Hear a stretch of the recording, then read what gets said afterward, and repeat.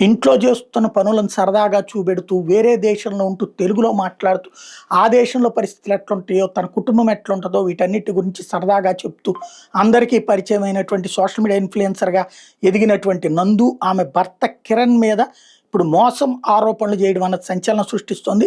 లండన్‌లో ఉద్యోగాలు ఇప్పిస్తామని నమ్మించి మోసం చేశారంటూ బాధితులు కంప్లెయింట్ చేయడం అన్నది విజయవాడ కేంద్రంగా నడిచిన ది డెస్టినీ కన్సల్టెన్సీ మీద ఆరోపణలు చేస్తున్నారు. నకిలీ వేషాలతో విదేశీ ఉద్యోగాల పేరుతో మోసానికి పాల్పడ్డారని బాధితులు అంటున్నారు.